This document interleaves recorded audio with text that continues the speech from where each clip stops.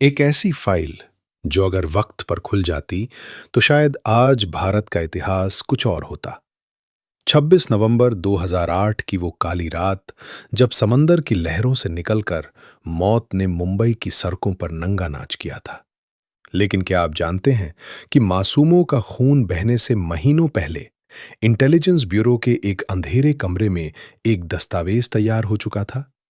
उस कागज पर साफ साफ लिखा था, लश्कर के 10 दहशतगर्द समुद्री रास्ते से ताज होटल और नरीमन हाउस को निशाना बनाने वाले हैं।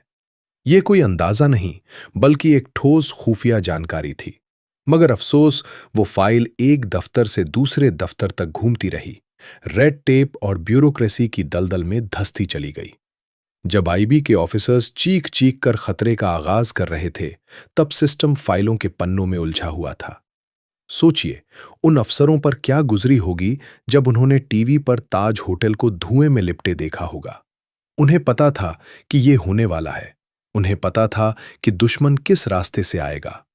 लेकिन जब तक एनएसजी के कमांडो मानेसर से उड़ान भरते और मुंबई की जमीन पर कदम रखते, तब तक बहुत देर हो चुकी थी। सीएसटी स्टेशन की दीवारों पर गोलियां चल चुकी थीं और कोलाबा की गलियों में मौत का सन्नाटा छाया था। हमारे देश के सबसे जांबाज कमांडो अपनी जान हथेली पर लेकर दुश्मन से भिड़ गए। लेकिन वो लड़ाई सिर्फ उन 10 दहशतगर्दों से नहीं थी।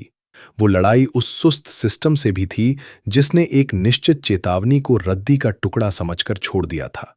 आज भी वो सवाल हवा में तैर रहा है, क्या उन मासूमों की जान सिर्फ दुश्मन ने ली, या उस फाइल ने जो वक्त पर कभी खुली ही नहीं? क्योंकि दुश्मन की गोली से ज्यादा खतरनाक वो ब्यूरोक्रेसी थी जिसने आंखें होते हुए भी अंधा बने रहने का फैसला किया। आज जब हम उन शहीदों को याद करते हैं, तो दिल में एक ही टीस उठती है कि काश उस रोज किसी ने उस अलार्म को अनसुना न किया होता।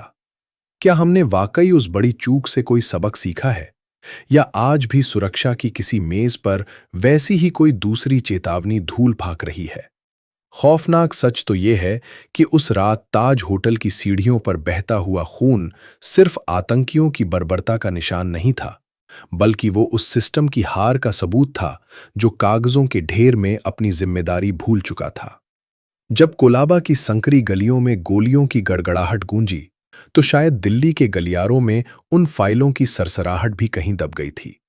उन 60 घंटों के दौरान जब पूरा देश अपनी सांसें थामे टीवी के सामने बैठा था, तब आईबी के वो चंद लोग जानते थे कि ये तबाही रोकी जा सकती थी। 26 नवंबर की वो बरसी आज भी हमें याद दिलाती है कि खुफिया जानकारी सिर्फ कागज का टुकड़ा नहीं होती, वो हजारों जिंदगियों की ढाल होती है। उस रात की चीखें आज भी हमसे सवाल करती हैं कि क्या भविष्य में भी ब्यूरोक्रेसी की सुस्ती मासूमों की जान से बड़ी होगी? क्योंकि जंग के मैदान में हारना मुमकिन है, लेकिन अपनी ही फाइलों के जाल में उलझकर हार जाना सबसे बड़ी त्रासदी है।